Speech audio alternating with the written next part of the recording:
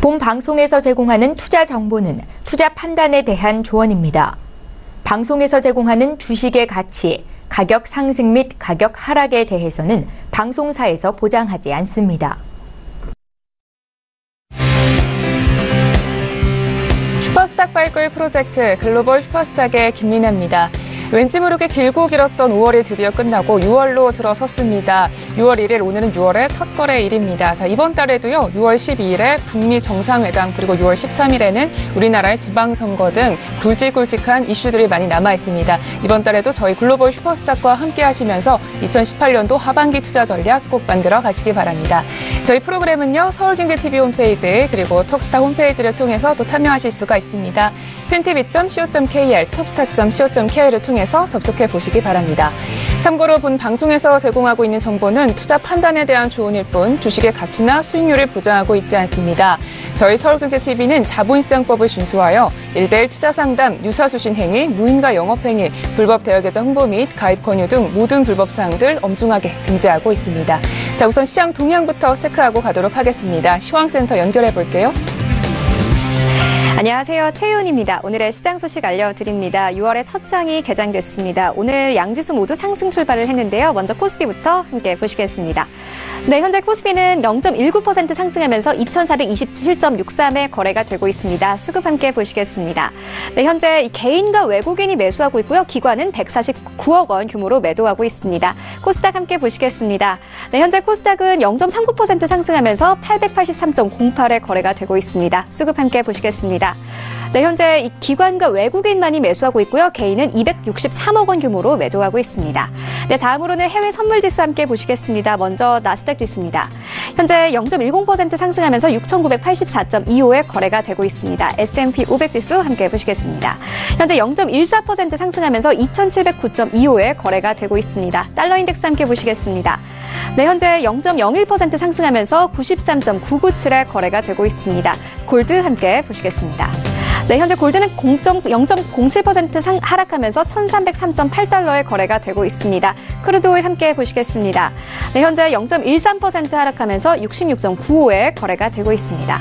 네, 다음으로는 중국 증시 함께 보시겠습니다. 먼저 상해 종합지수는요, 1.78% 상승하면서 3,095.474에 마감을 했습니다. 항생지수도 모두 오늘 상승 마감을 했는데요, 1.37% 상승하면서 3468.56에 마감을 한 바 있습니다. 다음으로는 암호화폐 시세 알려드립니다. 9시를 기준으로 알려드립니다. 오늘 비트코인은요, 0.01% 빠지면서 출발을 하고 있고요. 에이다도 0.40%, 그리고 뉴이코노미 무브먼트, 아인슈타인용, 이더리움은 오늘 모두 상승 출발을 하고 있습니다. 다음 종목 함께 보시겠습니다. 퀀텀 함께 보시면요, 퀀텀은 0.07% 빠지면서 출발을 하고 있고요. 리플, 그리고 스텔라룸앤 비트코인 캐시 오늘 모두 하락 출발을 하고 있습니다. 다음으로는 거래량 순위 함께 보시겠습니다. 오늘 1위로는 트론이 가장 많이 거래가 되고 있습니다. 2위부터는 이오스, 에이다, 비트코인, 그리고 이더리움 이렇게 흘러가고 있습니다. 지금까지 시장 소식 알려드렸습니다. 최은이었습니다. 네, 지금까지 각종 시황 소식 알아봤습니다. 이제 본격적으로 글로벌 슈퍼스탁 문을 활짝 열도록 하겠습니다. 첫 번째 시간에는요, 주요 해외 이슈들을 살펴보는 시간이죠. 글로벌 이슈 앤 가이드 시간입니다. 저희 윤진 멘토님이요, 스튜디오에 나와주셨습니다. 안녕하세요. 네, 안녕하세요. 네, 반갑습니다. 자, 오늘도 우리 윤진 멘토님과 다양한 이슈들 점검해 보도록 하겠습니다. 오늘은 어떤 이슈들을 가지고 오셨는지 먼저 화면으로 만나볼게요. 글로벌 이슈 첫 번째입니다. 6.12 싱가포르 회담 진행이 급물살을 타고 있는 가운데 트럼프에 전달된 김정은 위원장의 친서에 이목이 집중되고 있습니다. 이번 김정은 위원장의 친서가 앞으로 북미 관계에는 어떤 영향을 미칠지 잠시 후에 분석해 보겠습니다. 두 번째 이슈입니다. 미국이 우리 시각으로 내일 새벽을 기해 유럽연합, 캐나다, 멕시코에 철강 관세를 부과합니다. 이에 각 나라는 즉각 반발하면서 보복 조치를 예고했는데요. 중국에 이어 다른 나라에까지 무역 전쟁이 확산될지 첫 번째 이슈 알아본 뒤에 살펴보도록 하겠습니다. 자, 본격적으로 이슈 분석에 앞서서 관련 이슈들을 외신들은 어떻게 보도하고 있는지 알아보도록 하겠습니다. 최윤 캐스터. 네, 이어서 두 가지 글로벌 이슈 브리핑해드립니다. 첫 번째 이슈는요, 북미 만남에 관한 이슈였습니다. 네, 관련된 외신 함께 보시면요, CBS 뉴스에 나온 기사고요. 제목 보시면 폼페이오 optimistic after North Korea meetings but lacks details on a summit 이렇게 제목 나와 있습니다. 폼페이오가 북한과의 만남에 긍정적인 반응을 보였다. 하지만 이 회담에 대한 디테일은 여전히 부족한 상황이다. 이렇게 설명을 하고 있는데요. 관련된 내용 조금 더 자세히 보시겠습니다. 네, CBS는요, 마이크 폼페이오 미국 국무장관은 31일 김영철 북한 노동장 부위원장이 오는 6월 1일 워싱턴 백악관에 방문해서 도널드 트럼프 미국 대통령에게 김정은 북한 국무위원장 친서를 전달할 것이라고 밝혔다. 이렇게 전하고 있습니다. 관련된 내용 조금 더 자세히 보시겠습니다. 하지만 이 CBS 측은요, 폼페이오의 기자회견에서 폼페이오는 북한에 대한 미국의 요구를 북한 측에서 받아들였는지에 대한 질문에 대해서는 직접적으로 대답하진 않았다. 이렇게 설명을 하고 있습니다. 네, 조금 이따 전문가들과 다시 이야기 나눠보도록 할 테고요. 두 번째 이슈 이어서 브리핑해드리도록 하겠습니다. 두 번째 이슈는 CNBC에 나온 기사입니다. 제목 보시면 Trump administration will put steel and aluminum tariff on Canada, Mexico and the EU 이렇게 제목 나와 있는데요. 트럼프 행정부가 캐나다 그리고 멕시코 EU에 철강과 알루미늄 관세를 부과했다. 이렇게 설명을 하고 있습니다. 관련된 내용 조금 더 자세히 보시겠습니다. 이 CNBC에서는요. 미국은 6월 1일부터 유럽연합과 캐나다, 멕시코에서 수입하는 철강과 알루미늄에 각각 25%와 10% 관세를 부과한다고 밝혔다. 이렇게 보도를 하고 있습니다. 관련된 내용 조금 더 자세히 보시겠습니다. 유럽연합의 집행위원장은 이 관세에 대해서 불공정하다, unjustified라는 표현을 썼고요. 그리고 EU 측에서는 곧 보복 조치에 들어갈 것이라고 이야기했다. 이렇게 보도를 현재 하고 있습니다. 관련된 내용 조금 더 자세히 전문가들과 이야기 나눠보도록 하겠습니다. 네, 최윤캐스터 수고하셨습니다. 자, 첫 번째 이슈부터 분석을 해보도록 하겠습니다. 자, 오늘이죠. 김정은 위원장의 친서가 트럼프 미국 대통령에게 전달되는 건가요?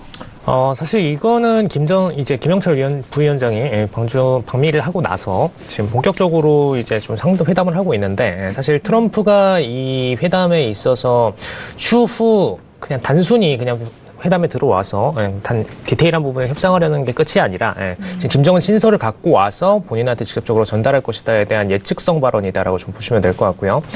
일단 좀 디테일한 부분들을 협의를 하고 있어요. 이제 북한 제재 그리고 앞으로 핵협정을 어떻게 끌어갈 건지에 대한 디테일한 부분을 이제 폼페이오 장관이랑 협상을 했었는데, 방금 외신 보시면 이제 폼페이오 장관이 그렇게 만족스러운 결과는 아니었다라고 얘기를 했죠. 근데 그런 모습에서 볼 때 이제 김영철 부위원장이 그렇게 디테일한 부분에 대해서 확실하게 미국에 전달을 한 건 아닌데, 그럼 이제 내용이 없는 알맹이가 없는 사실 회담이었으면은 이제 남은 절차 하나는 친서를 전달하느냐 아니면 그냥 그대로 북한으로 바로 돌아가느냐, 이 내용이 남아 있는데, 사실 김영철 부위원장이 올 정도면은 지금 트럼프 입장대로 사실 뭐 친서 정도 혹은 뭐 친서가 아니더라도 김영철 부위원장이 뭐 김정은의 의사를 전달하는 정도 의견은 좀 나와야 되는 게 정상이다라고 보여지고요. 그래서 일단 트럼프는 그 부분을 기대한 발언으로 좀 보여집니다. 알겠습니다.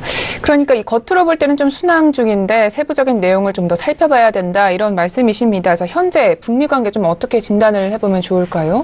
네, 일단 현재 관점에서는 김영철 부위원장이 먼저 넘어왔죠. 지금 오히려 미국이 공격적으로 압박을 하고 이렇게 되면 우리가 회담을 할 수 없다고 해서 회담을 취소했던 상태였는데, 김영철 부위원장도 넘어오고 그리고 그 당일에, 그렇죠? 회담을 바로 취소했던 당일에 지금 남북 정상회담이 빠르게 급진적으로 추진돼가지고 26일 날 한번 추진되고 나서 다시 김영철 부위원장이 넘어오는 스텝까지 만들어졌죠. 그리고 지금은 푸틴 정권에서 지금 파견을 해서 지금 친서를 전달해서 김정은 위원장이 보고 있는 상태입니다. 그렇기 때문에 지금 푸틴 친서에 대한 부분까지도 확인을 하고 여기에 대해서 우리는 비핵화 의지가 아직도 확실하다, 이렇게 내용을 전달한 상태고요. 그래서 그런 부분까지 종합해서 볼 때 일단 미국한테는 완전히 좀 저자세로 넘어간 상태다라고 얘기를 드릴 수가 있겠습니다. 그래서 거의 뭐 말만 안 나왔을 뿐이지 거의 백기 상태이라고 보셔도 될 것 같고요. 지금 상태에서는 사실 트럼프는 이제 뭐 넘어왔기 때문에 우리는 12일에 추진하려던 회담까지도 다시 재추진할 의사가 있다. 그리고 12일에 추진하려던 그 회담을 일단 뭐 여부는 알 수 없지만 우리는 그쪽에서 관련 회담 준비를 해놓고 있다. 지금 이렇게 얘기를 해놓고 있습니다. 알겠습니다. 자, 그래도 지금 싱가포르 회담은 좀 가능성이 짙은 것 같습니다. 이 6.12 싱가포르 회담이 좀 기존의 계획대로 진행이 된다면 이후의 움직임은 좀 어떻게 나타날까요?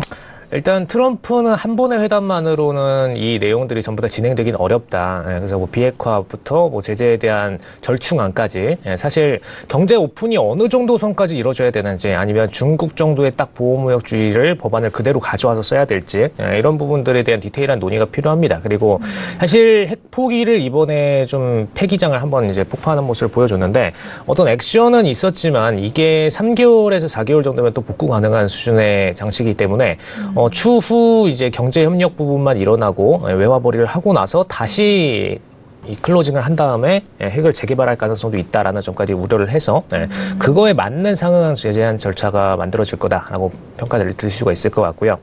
그리고 또 추가적으로 일단 뭐 12일 이제 싱가포르 회담은 그대로 이제 친서만 전달되면은 다시 진행될 것 같은데 폼페이오 장관이 이 안에 대해서 이번에 디테일한 협상이 이루어지지 않았었기 때문에 한 번 더 12일 회담이 일어나기 전에 관련 디테일 협의를 추가적으로 진행을 할 가능성이 있습니다. 그래서 거기서 어떤 안이 나오느냐에 따라서 더 디테일한 추후의 차이가 발생할 수 있다라고 얘기 드릴 수 있겠습니다. 알겠습니다. 그럼 뉴욕 회담에 대해서 좀 집중을 해서 봐야 될 것 같습니다. 자, 첫 번째 이슈는 여기서 마무리를 하도록 하겠습니다. 자, 계속해서 두 번째 이슈로 한번 넘어가 볼게요. 미국 관세 정책과 관련된 내용인데요. 미국 관세 정책 결국 시작이 되는 건가요? 네, 일단 금일자로 이제 스타트가 되고요. 이제 EU, 캐나다 그리고 멕시코에 대해서 그동안에 좀 딜레이를 시켜서 왔죠. 원래는 이제 4월 말 기준으로 해서 이걸 진행하기로 했었는데 지금 EU, 캐나다, 멕시코에 대해서는 사실 EU는 이제 좀 강대국이다 보니까 살짝 밀어준 감이 있고요. 그리고 캐나다, 멕시코에 대해서 나프타 협상 때문에 좀 밀어준 부분이 있었습니다. 근데 이제 어제자로 윌버로스 상무장관이 이제 캐나다, 멕시코에 대해서 나프타 때문에 좀 미뤄왔지만 나프타 협상이 좀 빠르게 협상이 안 되면서 우리가 일단 이 부분을 좀 진행을 시켜야겠다. 관세 부과에 대해서 진행을 시키고 추후 나프타 협의가 뭐 잘 이루어지면은 뭐 면제의 가능성도 있지만 일단 현재 시점 기준으로는 이제 미룰 만큼 미뤘다라는 관점에서 이제 EU랑 나머지 국가들에 대해서 전부 다 진행했다라고 보시면 될 것 같습니다. 알겠습니다. 앞으로의 상황이 좀 걱정이 되는데요. 자, 이번 미국 철강 관세 정책 구체적인 내용을 좀 들어보고 싶습니다. 어떤 내용들이 들어있나요? 네, 일단 철강 제품에 대해서는 25% 그리고 알루미늄 제품에 대해서는 10%에 대한 관세 부과 정책인데 저번에 이제 4월 20일 기준으로 한번 이제 딜레이를 시켜줬어요. 그죠? 4월 8일 기준으로 시행 명령을 내렸었고 4월 22일까지 1차적으로 딜레이를 시켜주고선 이제 4월 20일 기준으로 해서 한국, EU, 멕시코 그리고 캐나다, 브라질, 아르헨티나, 호주 이렇게 해가지고 7개국. 뭐 EU는 한 개국으로 좀 보기에는 너무 덩어리가 큰데 일단 EU를 한 개국으로 분류했을 때 기준으로 해서 7개국 기준으로 좀 딜레이를 시켜줬습니다. 근데 이제 나머지 국가들은 어느 정도 합의를 봤고요. 그리고 이제 EU, 멕시코, 캐나다에 대해서만 딜레이를 시켰습니다. 근데 여기서 좀 눈에 띄는 부분은 이제 한국에 대해서는 어느 정도 면제 조치를 취해줬는데 나머지 방금 말씀드렸던 EU, 캐나다, 멕시코 그리고 한국 이 국가들을 제외하고는 본격적으로 이제 관세 정책이 먼저 도입됐었다라고 보시면 될 것 같습니다. 네, 그리고 이제 앞으로 EU, 캐나다, 멕시코도 이제 부과가 될 텐데 이제 본격적으로 EU 입장에서는 무역 전쟁이다라고 신호탄을 쏘는 분위기입니다. 맞습니다. 자, 우리나라 같은 경우도 역시 미국 정부가 초반에 발표한 이 관세 부과 정책 때문에 좀 난항을 겪은 바가 있잖아요. 이번 이 관세 부과 리스트에 우리나라는 일단 피한 상태인 거죠? 일단 4월 30일에 지금 미국이랑 추가 협상 통해 가지고 이제 25% 관세 부과 조치에 대해서는 면제를 받는 대신에 그동안에 이제 2015년에서 17년까지 기준으로 70%의 생산량만 수출을 하도록 지금 허가를 받은 상태입니다. 사실 일단 이제 수출량 기준으로는 좀 양이 줄었기 때문에 이 부분에서 손실 본 게 타격이 크지 않느냐라고 좀 얘기를 할 수 있을 텐데 사실 25% 관세 부가치만큼 떨어뜨리고 5% 정도만 조금 더 양보를 하고 그다음에 나머지 부분에 대해서는 관세를 안 받았기 때문에 사실상 뭐 수입 물가까지 계산을 한다면은 5% 정도는 뭐 감안할 수 있는 수준입니다. 그래서 나머지 국가들 대비해서는 면제 조치를 좀 확실하게 받았다라고 지금 평가받는 게 우리나라 상태고요. 이렇게 미국이 좀 어느 정도 봐준 부분이 이제 북한 협상을 앞두고 있다 보니까 어느 정도 우리나라에 대해서는 살짝 봐준 감이 없지 않아 있다라고 얘기를 드릴 수가 있겠습니다. 알겠습니다. 자, 이 미중 간 무역 전쟁이 날로 심각해지고 있는 분위기인데 이제는 다른 나라들까지 지금 겹친 상황입니다. 앞으로 좀 상황이 궁금한데요. 앞으로 이 무역 전쟁 좀 어떻게 이어질까요? 네, 사실 지금 이제 이 캐나다, 멕시코 같은 경우에는 나프타 협상 중이기 때문에 이 나프타 협상에서 추가적으로 뭐 관세 부분을 만들어낸다라면은 면제 조치를 받을 가능성도 없지 않아 있습니다. 대신에 많은 부분을 좀 포기해야 되는 가능성이 있고요. 뭐 대신 우리나라처럼 똑같이 70%가량으로 수출량을 낮춘다던가 이런 절충안 기준으로 해서 평가가 날 가능성이 있고, 그리고 나머지 이제 대미무역 흑자 부분에 대해서는 어느 정도 포기를 해야 되는 그런 절충안이 들어가줘야 이 관세도 어느 정도 허용해주는 상태가 될 수 있습니다. 근데 EU는 완전히 지금 보복관세 체제로 적대적으로 좀 전환해 놓은 상태입니다. 지금 미국이 부과하면 우리도 똑같이 부과하겠다 관점으로 해서 지금 미국한테는 완전히 그냥 적대적인 관계로 돌아서고, 오히려 뒤로는 중국이랑 손을 좀 잡고 있죠. 그래서 사실상 관세 부분에 대한 대응을 직접 타격을 받는 게 EU입니다. 왜냐, 일단 독일이나 이탈리아 같은 친구들이 이제 자동차 강대국 중 하나죠. 그래서 자동차 대부분이 좀 유럽 국가들에서 생산이 되고 핵심 메리트 있는 자동차 브랜드들이 다 EU에 좀 위치해 있다 보니까 사실 관세 부과 정책에 의해서 직접 타격을 받는 게 EU죠. 그래서 보복 관세 조치를 취하고 나서 뒤로는 이제 공격적으로 중국에 대한 마케팅 전략을 펼칠 것이다. 이게 앞으로의 전망으로 보시면 될 것 같습니다. 알겠습니다. 자, 그런데 우리나라 같은 경우는 이제 절충안이 나왔잖아요. 그래서 이 부분이 사실 뭐 북한 관계 개선에 좀 위해서라도 이 부분 좀 양보한 부분도 있을까요? 과연 미국이? 사실 지금 미국 관점에서는 좀 제가 지리상으로 설명을 좀 드리는 게 좋을 것 같아요. 이제 중국하고 그리고 북한 그리고 우리나라 이렇게 끼고 있는 상태인데, 중국에 대해서는 굉장히 적대적인 관계가 형성이 됐죠. 그러다 보니까 뭐 일단은 최근에 뭐 홍콩에도 가 있는 기업들이 있고 중국 내부에도 가 있는 기업들이, 미국 기업들이 많은데, 이 기업들이 중국한테 사실 이익을 어느 정도 주고 있는 부분이 있습니다. 인건비나 모든 부분에 있어서 중국한테 지출을 하고 있죠. 그러다 보니까 중국이 어느 정도 이 기업들로 인해서 메리트를 보고 있고 오히려 흑자를 보고 있는 상태입니다. 근데 이 구조를 지금 미국은 탐탁지 않게 생각을 하고 있어요. 그래서 북한을 오픈하고 나면은 오히려 북한에 있는 인력들을 미국 기업들이 쓰고 싶어하는 상태입니다. 물론 이걸 공격적으로 처음부터 쓸 수는 없겠지만, 물론 처음에 이제 우리나라를 기준으로 해서 먼저 공단들이 다 오픈이 되겠지만, 추후에는 미국 기업들도 이런 부분을 좀 노리고 있고, 그리고 한국 쪽에 이제 기업들을 위치시킨 다음에 지금 철도 사업 부분이 좀 많이 눈에 띄고 있죠. 그죠? 대북 지금 관련주로 철도 산업이 눈에 띄고 있는 이유가, 미국이 이런 부분들을 공격적으로 추진을 해서 오히려 한국에다 주도를 시켜놓고선 중국 대륙으로 수출을 시킬 수 있는 라인을 깔아놓게 되면은, 지금 미국 입장에서는 그래 한국한테는 메리트를 줄 수 있는데, 대신에 한국이나 뭐 북한이 메리트를 갖는다 하더라도 암만 그 돈들이 쌓인다 한들 G2한테 주는 것보단 낫다. 그죠? 중국한테 줘서 그 금액을 중국한테 주고선 키우는 것보단 낫다라는 게 지금 미국의 관점이라고 보시면 될 것 같고요. 그래서 장기적 관점으로 볼 때 이제 우리나라 쪽으로는 기업들이 오히려 배치가 변해서 우리나라 쪽으로 들어올 수는 있지만, 추후 중국 기업들에 대해서는 좀 철수를 할 수 있다라는 게 현재 관점으로 좀 보시면 될 것 같습니다. 그래서 앞으로의 구도가 철저히 중국을 압박하는 구조로 포지션이 잡힐 것이다. 이렇게 보시면 될 것 같습니다. 네, 알겠습니다. 자, 이렇게 해서 이슈 두 가지 잘 분석을 해봤습니다. 이번에는 이슈 두 가지를 분석으로 해서 우리 멘토님이 가이드 한 줄 평을 주실 겁니다. 네, 멘토님, 오늘은 어떤 가이드를 준비해 주셨나요? 네, 무역전쟁의 시작입니다. 무역전쟁의 시작, 이제 드디어 좀 시작됐다, 이렇게 보시는 거군요. 네, 사실은 뭐 그동안에는 협상 과정에서 이제 전쟁이다라는 표현을 좀 썼었는데, 이제부터는 진짜 WTO가 두려워하고, 그리고 OECD 국가들이 좀 두려워할 만큼의 실질 관세 부과 정책으로 이제 진입을 해놓은 상태이기 때문에, 특히 이제 이번 반발이 굉장히 심했던 EU까지 이제 오늘부터 본격적으로 관세 부과를 받기 시작했죠. 그럼 이제 앞으로는 EU 쪽에서 어떻게 포지션을 잡는지에 따라서 나머지 국가들까지도 관세 부과에 대한 부분이 크게 변동할 것으로 보여지고요. 중국까지도 이제 이 부분을 어떻게 대응하느냐에 따라서 EU가 오히려 면제를 받게 될 수도 있습니다. 추후. 근데 그런 부분들이 앞으로 중국과의 무역 협상에서도 이루어질 것이다라고 보실 수가 있겠습니다. 알겠습니다. 지금 이탈리아 사태도 있기 때문에 사실 주변국들이 얼마나 타격을 받게 될지 좀 걱정이 되는 부분도 있습니다. 자, 오늘의 글로벌 이슈행 가이드는 여기까지 하도록 하겠습니다. 저희 윤진 멘토님은요, 이후에 코인 이슈행 가이드에서도 나와주실 겁니다. 그때 다시 모시도록 하겠습니다. 고맙습니다. 감사합니다. 글로벌 이슈행 가이드 정리하고 돌아오겠습니다.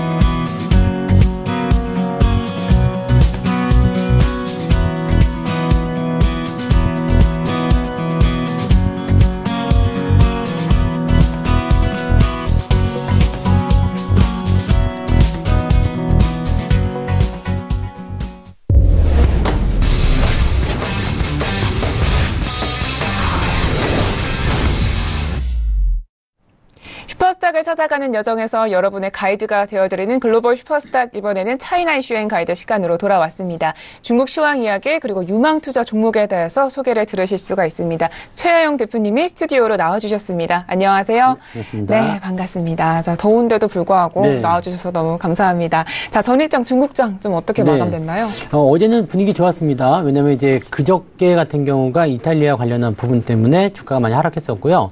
어제는 이제 이런 부분들이 완화됐다라는 부분 때문에 대부분 많이 상승세로 회복을 해준 상태입니다.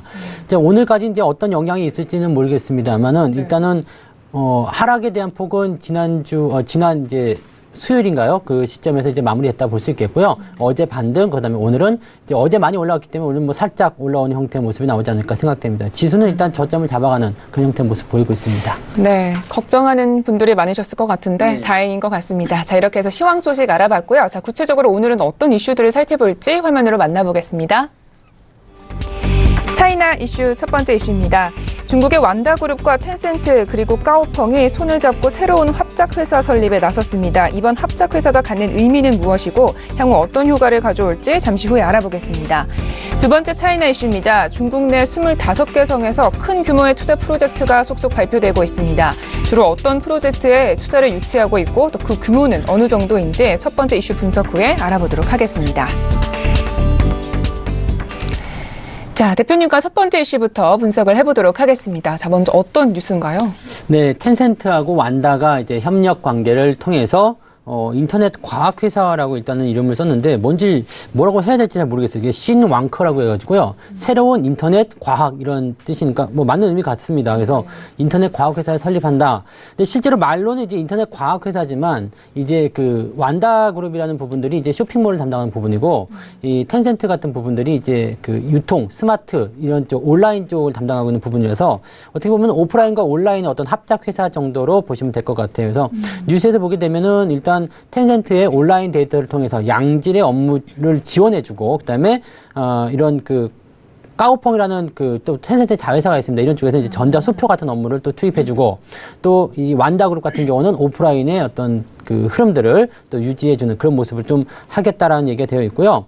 그래서 뭐 지분에 대한 어떤 부분들이라든지 이런 것들 다 나와 있는데 이제 총괄 회장은 완다그룹에서 이제 담당하게 되고, 그다음에 CEO 대표이사 같은 경우는 그 까오펑의 CEO가 담당할 것이다라고 뉴스에서는 나와 있습니다.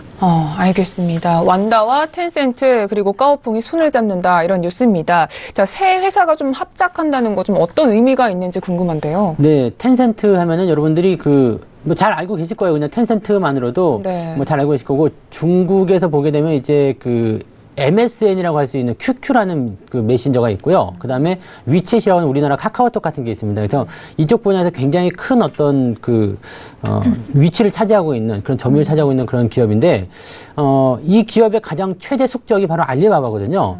알리바바와의 어떤 계속적인 그런 마찰 또는 이제 경쟁 관계에 있다 보니까, 텐센트 쪽에서 나름 좀 고민을 많이 한 것 같아요. 그래서 이번에 그 합작에 대한 비율이 그 텐센트가 42.5%, 그 다음에 완다가 51%, 그 다음에 텐센트의 자회사인 까오펑이 6.5% 해가지고, 뭐, 실제로는 텐센트가 이제 한 49% 정도 지분을 가지면서 이렇게 진행을 하는 부분들인데, 뭐, 지금 완다 쪽에 지분이 뭐 2%지만 조금 더 많이 갔단 말이에요. 이 부분은 뭐냐면 텐센트가 조금 급하게 완다를 좀 끌어들인 것이 아니냐 이런 생각이 좀 보고 있고요. 또 어떻게 보면은 완다가 또 텐센트를 끌어들인 부분으로 또 생각할 수도 있겠지만은 뭐 이 부분은 누가 누구를 끌어들였던 일단 알리바바를 견제하기 위한 그런 의미를 가지고 있다라고 보시면 될 것 같습니다. 알겠습니다. 알리바바를 견제하기 위해서 이렇게 실행이 된 것 같습니다. 자, 이번 합작회사 설립으로 좀 어떤 효과가 가져올지 기대가 되는데 어떤가요? 일단 완다그룹 하면은 여러분들 그냥 거기 그 중국에 가시면 많이 보실 수 있습니다. 쇼핑 프라자들이 굉장히 많아요. 근데 완다그룹 같은 경우 백화점부터 해가지고 이 쇼핑할 수 있는 그런 공간들이 굉장히 많이 가지고 있는 오프라인 쪽에서의 가장 최대의 어떤 중국 최대의 그룹이라고 보시면 될 것 같고요.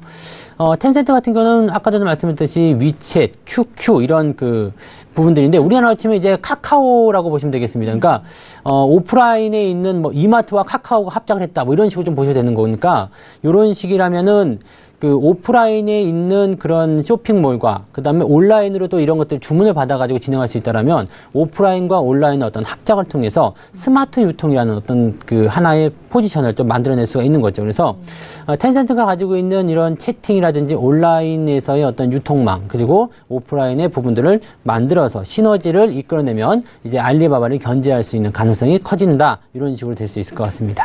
알겠습니다. 이 두 회사 모두 튼튼하고 굉장히 거대한 기업이기 때문에 좀 기대가 되는 바입니다. 자, 첫 번째 이슈는 여기까지 알아보도록 하겠습니다. 계속해서 두 번째 이슈로 넘어가 보도록 할게요. 먼저 이슈 설명부터 들어보도록 하겠습니다. 네, 이 뉴스는요, 그 25개의 성이라고 합니다. 25개의 성에서 첨단 기술 또는 생태 보호 이런 중요 투자 계획을 발표했다라는 얘기입니다. 그러니까 정책적인 어떤 부분이 될 것 같은데요.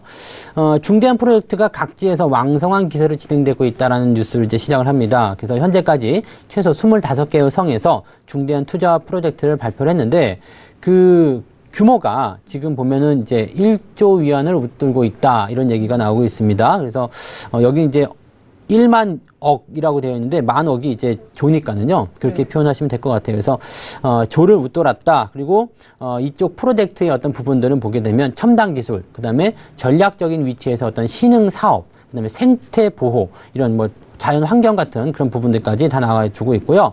뭐 포함되어 있는 성에는 여러분 잘 알고 계신 뭐 산동성, 허베이성, 뭐 사천성, 뭐 이런 그 성들이 다 포함이 되어 있으면서 대부분의 투자를 이제 밝힌 성들이 다 포함이 되어 있다라고 보시면 될 것 같아요. 네. 알겠습니다. 근데 좀 더 구체적인 이 프로젝트의 내용이 궁금한데 지금 이 중국 내 도시에서 발표하고 있는 중대한 프로젝트라는 어떤 의미고 어떤 내용들이 담겨 있나요? 뭐 사실 그동안 이제 뉴스에서도 계속 언급해 드렸던 부분들입니다. 이게 국무원에서도 이제 회의를 할 때 항상 다루고 있는 것이 이제 첨단 기술에 대한 부분, 그리고 뭐 자연 환경, 앞으로 또 어떻게 갈 것인지 그런 부분들이죠. 얼마 전에 나왔던 뉴스 중에서도 중국 제조 2025 법칙에 따르면 이제 그 첨단 기술 쪽으로 많이 투자하겠다라는 부분이 좀 있었잖아요. 그러니까 이러한 내용들이 지금 여기 다 포함됐다고 보시면 될 것 같고요. 그래서 지금 중국이 가장 직면해 있는 부분들, 지금 중국이 미국과의 어떤 갈등을 겪고 있는 부분도 이런 부분이 아닐까 생각됩니다. 미국이 지금 지적재산권을 뭐 보호하기 위해서 관세를 매기겠다. 너희들 뭐 그 중국 제조 2025를 반대한다. 이렇게 나오는 것도 중국이 이렇게 그 이런 첨단 기술 쪽, 핵심 기술 쪽에 투자를 하는 것을 좀 꺼려하는 그런 부분들이기 때문이죠. 그래서 이러한 부분에서의 어떤 집중적인 투자를 조금 더 계속 진행하는 모습이 중국에서 나타나고 있는 거고요. 또 한 가지는 이제 환경 오염에 대한 부분이겠죠. 그래서 생태를 보호하는 그런 형태의 어떤 투자 부분들이 많이 발전을 하고 있다. 계속적으로 이제 정부에서 진행하고 있었던 부분들을 이제 각 성에서도 이런 부분들을 이제 전격적으로 좀 내보냈다라고 보시면 될 것 같습니다. 알겠습니다. 이 생태보온이 좀 지원이 되면은 우리나라 좀 미세먼지 중국 때문에 영향을 많이 받는다 이런 얘기들이 있잖아요. 네, 쉽지는 않을 것 같아요. 쉽지는 않겠다. 네. 알겠습니다. 자, 중국 하면 사실 근데 이 투자하는 규모가 좀 남다르잖아요. 이 부분 좀 규모가 어느 정도 되나요? 뭐 보통 사람들이 보면 이제 대륙 스케일이다 뭐 이렇게 하는데요. 중국에는 이제 행정 구역을 좀 나누는 것들이 여러 가지가 있는데 그중에 이제 대표적인 게 이제 성이라고 하죠. 우리가 이제 산동성, 광동성, 뭐 사천성 이렇게 나누는데 그 성 하나의 크기가 보통 우리나라보다 더 큽니다. 그래서 그런 성들이 총 성급 그런 행정구역들이 33개 정도가 있습니다. 그러니까 뭐 우리나라보다 큰 덩어리들이 33개가 있다고 보시면 되겠죠. 그러니까 이러한 형태로 보시면 될 것 같은데 이 중에서 이제 25개의 성이 찬성을 했다라는 것은 주요 도시들은 전부 다 했다는 얘기고요. 저 그 변방 쪽으로 가서 국경 쪽으로 가서 뭐 위구르라든지 신장 뭐 이런 쪽 같은 경우는 사실 경제 규모가 그렇게 크지 않기 때문에 이런 부분들을 포함하지 않는다 하더라도 대체적으로 그냥 거의 대부분이 다 찬성했다. 또 대부분이 이런 그 투자 계획을 발표했다라고 보시면 될 것 같습니다. 네. 그 금액이 이제 1조 위안을 넘었다라고 하는데 우리나라 돈으로 치게 되면 지금 환율 대입했을 때 약 170조 원 정도가 나옵니다. 그러니까 규모 자체가 뭐 남다르다고 보시면 될 것 같아요. 이전 정도라면은 사실 뭐 못할 게 없지 않을까. 네, 그렇게 생각이 좀 드네요. 네. 엄청난 규모를 자랑을 했습니다. 자, 이렇게 해서 이슈 두 가지 여기까지 알아보도록 하겠습니다. 자, 이번에는요, 이슈 두 가지를 바탕으로 해서 우리 멘토님이 시청자분들께 가이드 한 줄 평을 주실 겁니다. 네, 멘토님, 오늘의 가이드는요? 네, 오늘의 가이드는 콩 심은 데 콩 난다. 네. 콩 심은 데 콩 난다. 아주 쉽죠. 네. 네. 근데 좀 이제 뿌린 대로 거둔다 뭐 이런 맞습니다. 얘기인가요? 네. 사실 주식 투자하시면서 가장 많이 생각하셔야 되는 부분 중에 하나죠. 네. 우리가 콩을 심어놓고 나서 왜 수박이 안 열리냐고 불평하지 않거든요. 네, 이런 부분들인데 좋은 주식을 매수해놓고 그 주식이 왜 수익이 지금 나올 것이라는 걸 우리가 생각해야 되는 거죠. 그러니까 좋은 주식을 샀다라는 것은 좋은 수익이 나올 거라는 걸 믿고 가야 되는데 중간에 자꾸 어떤 흔들림, 특히 뭐 지난 주말 같은 경우는 또 북한과의 어떤 이슈 때문에 주가가 흔들리니까 또 팔았잖아요. 근데 월요일에 되니까 또 그 반전이 뒤집어지면서 또 급등으로 가는 그런 모습 보면서 이런 생각들 많이 하셨을 거라 생각을 해봅니다. 그러니까 이런 내용들입니다. 좋은 주식을 샀다라면 단기간에 어떤 고통이 있다 하더라도 인내심을 가지고 쭉 가지고 가라. 콩을 심어놓고 지금 이파리밖에 나오지 않았다고 해서 뽑아버리고 왜 콩이 안 열리지? 네, 그거는 좀 기다려야 된다는 이야기겠죠. 그래서 네. 콩 심은데 콩이 난다는 거, 자, 믿으시고 그런 부분들을 인내하고 기다려줘라. 네, 수확할 때까지 기다리면 갖자. 그런 얘기가 되겠습니다. 알겠습니다. 이 주식을 하는데도 뚝심이 좀 필요해 보입니다. 이렇게 해서 좋은 가이드 한 줄 평 잘 들어봤고요. 자, 본격적으로 이번에는 유망투자 종목에 대해서 소개를 듣도록 하겠습니다. 네, 대표님 오늘은 어떤 기업을 가져오셨나요? 네, 오늘은 텐센트를 보셔야 되겠죠. 네, 텐센트는 지금 보면 이제 홍콩에 상장이 되어 있습니다. 그래서 텐센트 홀딩스고요. 텐센트는 이제 중국말로 이제 텅신이라고 합니다. 뭐 비슷한 말이긴 한데 뭐 특별히 의미는 없고요. 그냥 의미를 따라 했다고 보시면 되겠습니다. 그래서 텐센트 홀딩스 코드 번호는 00700. 0070. 네네. 많이 익숙한 번호죠? 네. 네. 00700 그 홍콩에 현재 상장이 되어 있습니다. 그래서 뭐 HTS 치실 때는 0700으로 검색을 하셔야지 좀 나올 수도 있습니다. 참고하시기 바라고요. 이 기업은 뭐 인터넷, 소프트웨어, 그리고 서비스 이런 것들을 주로 하고 있는 업체인데요. 주요 사업은 이제 메신저, 그리고 게임, 인터넷 포털 쪽입니다. 그 중에서도 이제 게임이 규모가 가장 크고요. 중국 쪽에 이제 우리나라에 카카오톡이 있다 그러면 중국에는 이 텐센트가 있다. QQ, 위챗이 있다고 보시면 되겠습니다. 그래서 QQ 메신저 같은 경우는 이제 PC 메신저, 즉 MSN을 겨냥으로 해서 많이 사용했었던 그런 메신저인데요. 실질적으로 이제 스마트폰이 많이 활성화되기 전에 많이 사용했었던 부분입니다. 그래서 저도 QQ를 사용했었다가 이제 스마트폰 넘어오면서 QQ를 사용하지 않아서 이제 아이디조차도 잊어버린 그런 상태가 좀 됐습니다. 네. 사실 요즘에 MSN 이런 거 잘 안 쓰시잖아요. 맞아요. 뭐 네이트원 이런 거 쓰시는 분도 있지만 뭐 모바일 쪽으로 넘어와서 이제 쓰시는 거지 PC에서 쓰시는 분은 많지 않다고 생각합니다. 그래서 그런 부분들이 이제 좀 넘어갔고요. 이제는 위챗이라는 그 중국에서 아주 어마어마한 그런 채팅 플랫폼이 있습니다. 요건 이제 카카오톡 같은 경우라서 실제로 지난번에 그 사드 보복 관련한 부분이 있을 때 중국의 보따리상이 들어와서 그 면세점에서 화장품을 사가지고 중국에 다시 간 다음에 위챗을 통해서 판매를 했어요. 그래서 면세점 매출이 또 오히려 올라가는 효과 그런 것들 좀 만들어내기도 했었던 그런 부분인데 그만큼 이제 모바일 환경에서 이 채팅 플랫폼이 크다라고 보시면 되겠습니다. 그리고 이제 현재 주력 그 사업이 바로 게임입니다. 전체 매출의 약 42%를 차지하고 있는데 우리나라 쪽으로 보게 되면 이제 카카오나 넷마블 쪽에도 현재 이 기업이 투자를 하고 있는 그런 상황입니다. 그래서 뭐 주주예요. 지분을 가지고 있기 때문에 네. 우리나라 카카오나 넷마블 쪽도 지금 현재 텐센트와 연결이 되어 있다 보시면 되겠고요. 네. 매출액과 순이익이 지금 연평균 50% 정도씩 2013년도부터 매년 성장세를 보이고 있습니다. 아주 빠른 성장을 보이고 있고요. 전 세계적으로 10위권에 들어가 있는 기업들 살펴보게 되면 애플이 지금 시총 1위, 구글이 2위 이렇게 되어 있는데 현재 10위권 안에 알리바바와 텐센트가 모두가 들어가 있습니다. 그래서 둘 다 시총이 비슷비슷하기 때문에 중국 기업으로는 유일하게 두 기업이 들어가 있는데 굉장히 경쟁이 치열하다고 보시면 될 것 같아요. 삼성전자는 이제 10위 정도에 포함되어 있어서 삼성전자보다도 더 시총이 높은 그런 기업이라고 보시면 되겠습니다. 알겠습니다. 이 약 5년간이나 지금 평균 50% 이상의 매출을 끌어올렸다는 부분이 굉장히 눈에 띕니다. 자, 텐센트 홀딩스 그러면 자 기술적 분석으로는 어느 부분에서 매수를 하면 좋을지 살펴볼게요. 네, 지금 이거는 이제 그 위안으로 하지 않고 홍콩 달러로 이제 계산을 좀 하셔야 되는데요. 오늘 지금 장 시작할 때 이제 상승 출발을 좀 했네요. 그래서 상승세로 전환이 되기 때문에 매수 가격대를 조금 기다리셔야 될 것 같아요. 일단 400위안 아래쪽으로 공략하시면 좋을 것 같은데요.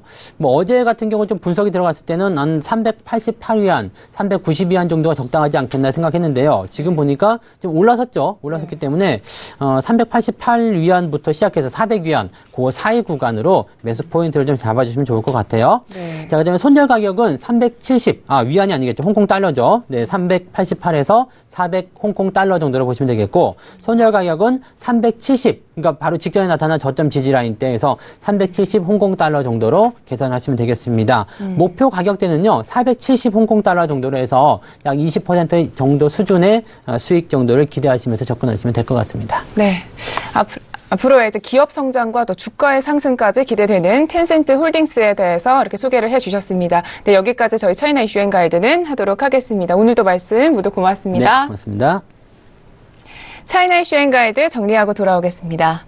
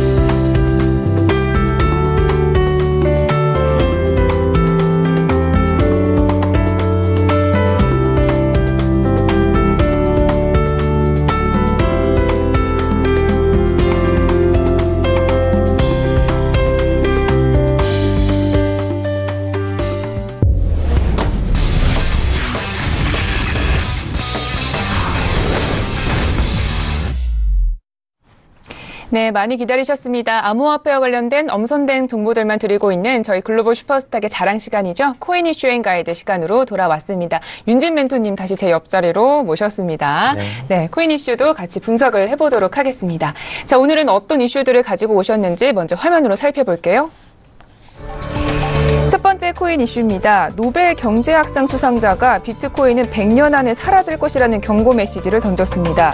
이와 같은 주장의 근거는 무엇이고 정말 비트코인이 사라질 위험성은 없는지 좀 더 자세히 짚어보겠습니다. 두 번째 이슈입니다. 국내 암호화폐 거래소들의 해외 진출이 이어지는 가운데 중국 거래소들은 국내 진출을 모색하고 있는데요. 왜 거래소들은 앞다퉈서 해외 진출을 모색하고 있는 건지 그 이유와 향후 방향성에 대해서 살펴보도록 하겠습니다. 자, 코인 이슈 자세히 살펴보도록 하겠습니다. 지금 이 노벨 경제학상 수상자가 비트코인은 사라질 것이다라는 이런 주장을 펼친 건가요?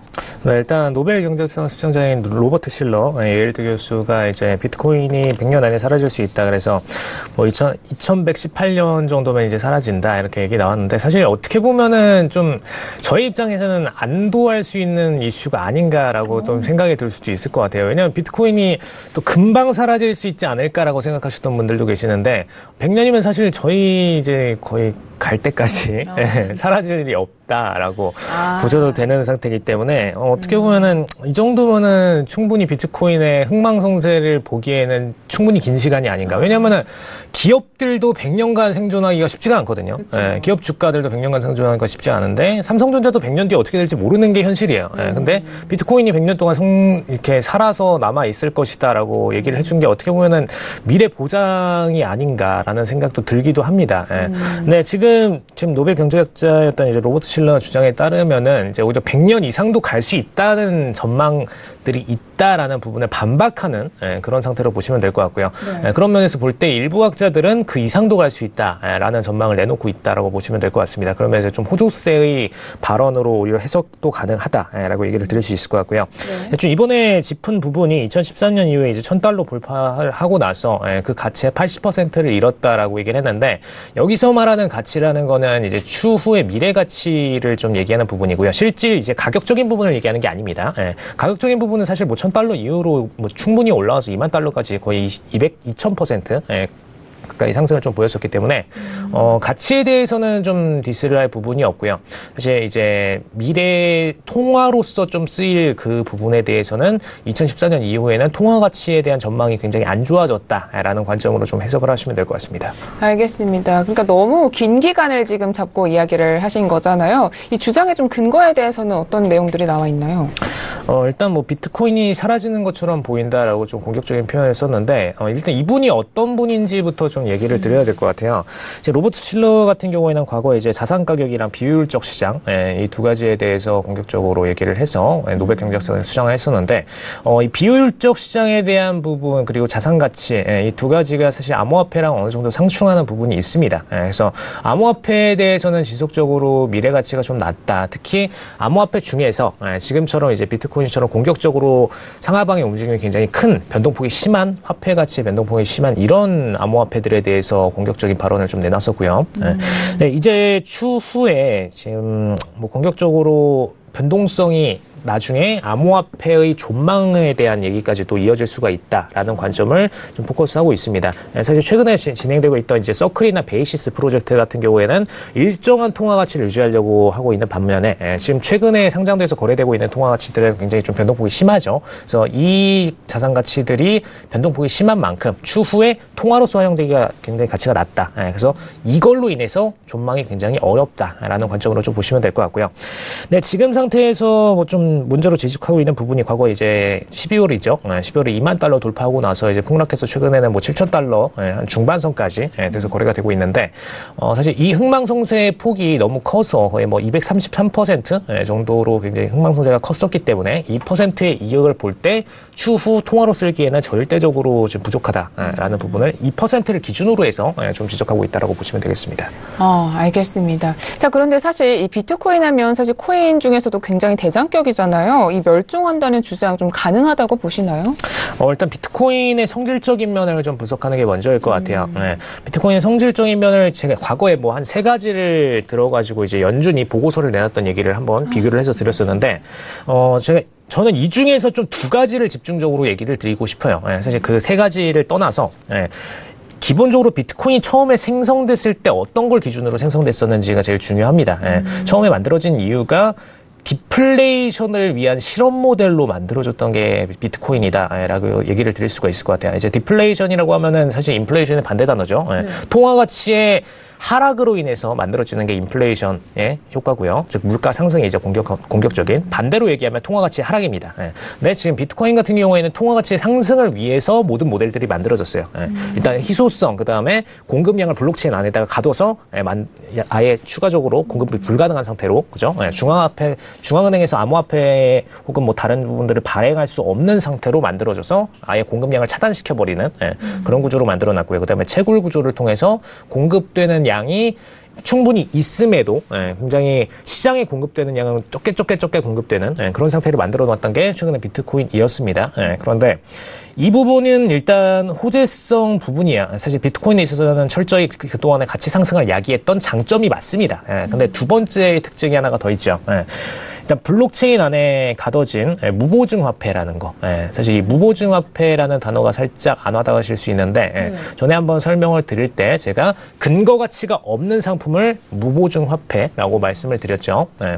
즉 이제 뭐 최근에 발행됐던 베네수엘라의 페트로 같은 경우는 오일을 근거 가치로 해서 만들었기 때문에 오일 가격이 떨어지지 않는 한 페트로는 어느 정도 가격 보장이 되는 그런 면들을 좀 만들어 놨었습니다. 근데 사실 비트코인은 그런 근거 자산 자체가 없죠. 그러다 보니까 가격이 떨어지더라도 어떤 근거 가치가 될 만한 것들이 없어요. 지금 뭐 부동산이라고 친다면은 부동산 가치가 떨어지면은 일단 주거로서의 최소한의 가치가 있죠. 그 근거 가치가 존재를 하는데 사실 비트코인은 그런 근거 가치가 없다는 점에서 무보증 화폐라는 부분을 좀 지적을 당할 수가 있고요. 근데 이 특징이 뭐 기본적으로 일반 통화들에도 많이 존재하고 있는 화폐적 특징이지만 사실 변동성이 심하다는 면에서 이 무보증 화폐가 단점이 될 수가 있습니다. 변동성이 없는 환율을 꾸준히 유지하려는 그런 중앙화폐라면은 사실 무보증 화폐여도 상관이 없어요. 왜냐? 환율을 그대로 일단 유지를 시켜주려고 하기 때문에. 근데 이 무보증 화폐가 환율 변동폭이 굉장히 심하다. 이때는 공격적으로 반대로 하락세를 야기해도 문제가 되지 않기 때문에 이런 면들이 일단 문제점으로 떠오르는 부분이고요. 여기서 좀 이제 희소성에 대한 공급 대비 수요를 유도하는 이 부분이 굉장히 좀 중요해지는 부분인데 미래 관점으로 일단 이 2가지 특징을 좀 끌고 가서 얘기를 드릴게요. 미래 관점으로 끌고 가면은 희소성은 일단 공급 대비 수요를 유도를 하죠. 그죠? 기본적으로 뭐 다이아몬드나 오일 같은 걸 생각을 해보시면은 희소성이 있다 보니까 많은 돈들이 유입이 됩니다. 다이아몬드는 뭐 일단 수량이 뭐 추가적으로 공급이 나오진 않지만 또 수요량도 막 그렇게 공급적으로 추가적으로 나오지 않죠. 그래서 그런 면에서 어느 정도 가격대가 올라갔다가 최근에는 좀 동결되는 상태인데 오일은 지속적으로 상승세가 일어나고 있습니다. 그래서 뭐 해외 선물 말씀드릴 때는 항상 오일 ETF, ETN에 대해서 장기적으로 매수하는 관점이 나쁘지 않다라는 얘기를 종종 들었었고요. 근데 이런 부분들에서 좀 비교를 볼 때 사실 무보증 화폐의 특성 때문에 지금 다이아몬드나 오일과는 살짝 차이가 발생합니다. 이제 오일처럼 수요가 지속적으로 이제 유입이 될 만한 근거 자체가 없고요. 그죠? 뭔가 쓰여야 돼요. 실제 현재 시장에서 뭔가 쓰일 수 있어야 됩니다. 오히려 일단 자동차에 들어가죠. 들어가기 때문에 쓰입니다. 근데 당장 비트코인은 화폐로서의 기능을 발휘를 못한다면 쓰이질 못한다는 게 단점이죠. 그래서 이 점을 두고선 수급이 장기적으로 계속해서 유입될까에 대해서는 퀘스천 마크가 던져지는 게 정상입니다. 그래서 이 점을 가지고선 지적했다. 이제 로버트 실러 교수가 이 점을 가지고 지적했다라고 좀 보시면 될 것 같고요.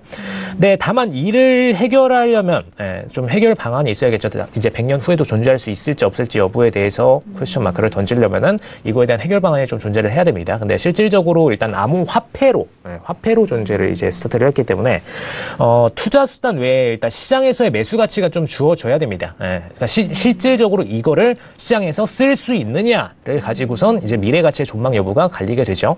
그래서 추후 이제 현물적인 상품이 아니기 때문에 일단 비트코인은 계속 사용되지 못하는 이제 화폐적 사용이 제대로 구축이 되거나 혹은 이제 대형 온라인 가상 플랫폼 그러니까 현물 시장에서 이제 진짜 돈처럼 꼭 쓰이지 않더라도 제대로 뭐 페이스북이라든지 혹은 뭐 웨이보가 됐던 혹은 뭐 트위터가 됐던 이런 대형 플랫폼들을 끼고선이라도 완전히 플랫폼 안에 가상 플랫폼 안에 자리를 잡아버리면 혹은 뭐 이런 SNS가 아니라도 좋습니다. 뭐 게임 회사건 뭐 대형 게임 회사건 넥슨이건 뭐 블리자드건 이런 대형 게임 회사를 끼고선이라도 이쪽 플랫폼에 대표적인 통용 화폐로 자리를 잡는다면은 적어도 이 기업들이 흥망성쇠를 하기 전까지는 같이 동행을 할 수가 있다라는 면에서 메리트가 생길 수 있죠. 그래서 이 부분을 좀 강조하고 싶습니다. 알겠습니다. 우리 윤진 대표님 덕분에 굉장히 암호화폐에 대해서 자세하게 공부를 할 수가 있었는데 이 비트코인의 성패를 가늠하기 위해서는 앞으로의 쓰임새에 대해서 계속해서 주목을 하셔야 될 것 같습니다. 자, 이렇게 해서 첫 번째 이슈는 여기까지 하도록 하고요. 자, 두 번째 이슈로 한번 넘어가 보도록 하겠습니다. 먼저 어떤 이슈였는지 설명부터 들어볼게요.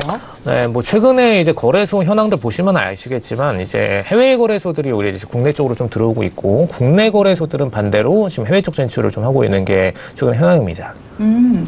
그러면 이제 국내외 지금 암호화폐 거래소들의 해외 진출이 주로 있고 있다 이런 이야기인데 이 거래소들이 그러면 어떻게 보면 좀 글로벌화가 진행되고 있다 이렇게 보면 되는 걸까요? 네, 사실 글로벌화라는 표현이 딱 적절한 표현인 것 같고요. 전 세계적으로 좀 암호화폐 거래가 많이 줄었어요. 근데 줄었다는 걸 그냥 데이터로 보실 수 있는 게 그냥 가치 자체가 줄면은 실질적으로 그냥 거래량이 빠져나갔다라고 보시는 게 맞습니다. 왜냐? 철저히 수급 기준의 종목이 암호화폐이기 때문에 어떤 가치 평가에 의해서 지속적으로 추매가 일어나고 가치 평가의 하락으로 의해서 터는 그런 부분이 아니라 철저히 수급이 들어오면은 가치가 올라가고 돈이 빠지면은 그만큼 가치가 내려가는 게 지금 암호화폐의 현실입니다. 그러다 보니까 지금 암호화폐 가격이 떨어졌다는 거는 전체적으로 그냥 거래량 자체가 떨어졌다. 과거에 2만 달러 대비해서 거의 3분의 1 토막이 났죠. 그럼 3분의 1 토막 수준의 거래량이 존재를 하고 있다라고 보시면 될 것 같고요.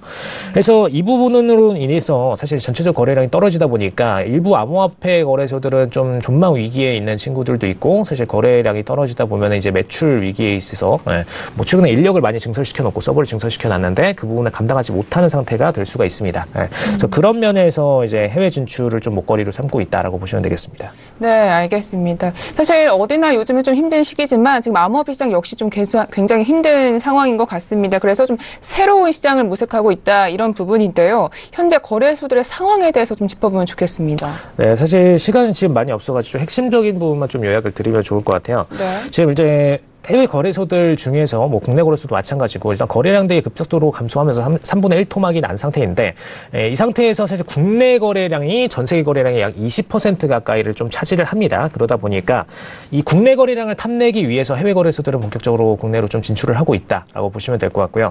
이제 국내 거래소들은 이제 거의 뭐 최근 5곳 정도만 살아있는 상태이고 그리고 전 세계 글로벌 쪽으로 볼 때도 전 세계 상위 5% 정도가 거의 한 44% 정도를 점유를 하고 있어가지고 실질적으로 이제 총 거래량 기준으로 다 따졌을 때 지금 상위 5% 안에 상위 5위 안에 들지 못하는 기업들은 전부 다 이제 존폐 위기에 좀 처해 있다라고 좀 보실 수가 있습니다. 특히 이 기업들이 글로벌화까지 진행을 했을 때 추후 뭐 페이스북이 글로벌을 지배를 하고 그리고 구글이 글로벌을 지배를 하는 과정이랑 좀 비슷하게 보시면 될 것 같아요. 국가별로 몇 개 국가를 완전하게 제대로 독점하고 있지 못하다면 나머지 글로벌 기업들은 철저하게 흥망성쇠를 거칠 수밖에 없다라는 게 현실적인 상황으로 보시면 될 것 같습니다. 네. 자, 그렇다면 거래소들 지금 현재 이 글로벌화를 위해서 어떤 방식의 전략을 취하고 있는지가 궁금한데요. 어떻게 진행이 되고 있나요? 네, 일단 코인원 같은 경우에는 코인원 인도네시아를 좀 이번에 최근 사전 절차 등록을 진행 중이고요. 그다음에 6월 말 정도에 이제 인도네시아 오픈 예정입니다. 그리고 빗썸은 영국 시장 쪽으로 좀 진출했는데 기존에 이제 싱가포르 쪽으로도 진출했다가 이번에 영국 쪽으로도 진출을 했고요. 영국 쪽으로 진출한 이유가 영국에서는 이제 이 암호화폐를 실질적으로 뭐 법정 통화로 인정을 하고 있습니다. 그래서 이 암호화폐를 법정 통화로 인정한 이유가 있어요. 왜냐 저번에 브렉시트 건 이후에 이제 금융권의 존망 위기에까지도 영국이 좀 처해 있다 보니까 사실 미국 다음으로 제일 큰 금융시장이 영국이었죠. 이제 최근에는 뭐 중국이 급부상해서 미국을 제치고 올라가는 상태까지 처해져 있지만 원래 기존의 금융의 핵심 시장은 영국이었습니다. 그래서 과거에 뭐 대부호들이었던 뭐 로스차일드 일가도 이제 영국에서 많이 해서 수익을 냈었고, 그리고 뭐 조지 소로스 같은 경우에도 영국에서 핵심적인 수익을 많이 냈었죠. 그래서 이런 시장인데 브렉시트 이후에 유럽과의 관계 단절로 인해서 유럽 자금들이 쫙 빠져나가는 상태가 만들어졌고요. 그리고 공격적으로 금융권이 고립된 상황이 됐습니다. 그러다 보니까 암호화폐에 대해서는 어쩔 수 없이 법정 통화로까지 인정을 하면서 해외의 거래량들을 전부 다 지금 영국으로 허브로 집중을 시키는 그런 상태다라고 보시면 될 것 같고요. 지금 영국으로 진출하는 기업들은 이 토대를 기반으로 해서 유럽까지도 진출하려는 상태다라고 보시면 될 것 같습니다. 일단 영국이랑 뭐 유럽이랑 지역적으로 가까운 상태이기 때문에 영국을 기반으로 해서 유럽 진출까지도 가능한 게 현실적인 부분이고요. 근데 문제는 이제 업비트 같은 경우에는 국내 사업 기반으로만 좀 존재를 하고 있고 아직은 해외 사업에 대해서는 좀 준비 단계에 있습니다. 그래서 그런 부분에 있어서 추후 어떻게 오픈이 될지는 업비트가 좀 우위를 치게 될 것 같습니다. 왜냐하면 상위 거래소 5위 안에 들어있는 게 업비트죠. 그러다 보니까 추후 판도를 좀 결정할 것 같고요. 좀 문제는 이제 최근에 뭐 후옵이나 이제 OK코인 같은 경우에는 이제 우리나라로 진출하면서 반대로 우리나라 점유율을 먹고 있는데 사실 글로벌 점유율 자체가 중요하죠. 많은 분들이 국가적 점유율만 자꾸 생각을 하시는데 이제는 글로벌 기업들이 전부 다 존재를 하는 상태다 보니까 글로벌 기준의 점유율이 앞으로의 거래소 생패를 좌우할 것이다 라고 얘기를 드릴 수 있겠습니다. 네, 알겠습니다. 자, 이슈 여기까지 분석을 하도록 하겠습니다. 자, 시간이 없는 관계로 여기서 마무리를 해야 되는데 우리 윤진 멘토님이 항상 풍부한 내용을 준비를 해주시는데 시간이 없는 게 좀 아쉬울 따름입니다. 자, 저희 글로벌 이슈앤가이드는 여기까지 하도록 하겠습니다. 네, 감사합니다. 고맙습니다. 네, 오늘도 저희 글로벌 슈퍼스탁은 해외 선물과 중국 주식 그리고 암호화폐까지 전 세계를 대상으로 유망 투자 종목 발굴하기 위해서 열심히 달려왔습니다. 저희 프로그램은요, 서울경제TV 홈페이지 그리고 톡스타 홈페이지를 통해서 더욱더 깊이 있는 정보들 받아가실 수가 있습니다. centv.co.kr, 톡스타.co.kr을 통해서 접속해 보시기 바랍니다. 참고로 본 방송에서 제공하고 있는 정보는 투자 판단에 대한 조언일 뿐 주식의 가치나 수익률을 보장하고 있지 않습니다. 저희 서울경제TV는 자본시장법을 준수하여 1:1 투자 상담, 유사 수신 행위, 무인과 영업행위, 불법 대여계좌 홍보 및 가입 권유 등 모든 불법 사항들 엄중하게 금지하고 있습니다.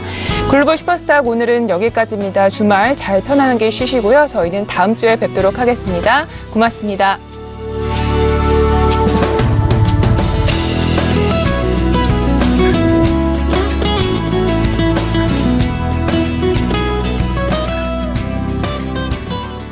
본 방송에서 제공하는 투자 정보는 투자 판단에 대한 조언입니다. 방송에서 제공하는 주식의 가치, 가격 상승 및 가격 하락에 대해서는 방송사에서 보장하지 않습니다.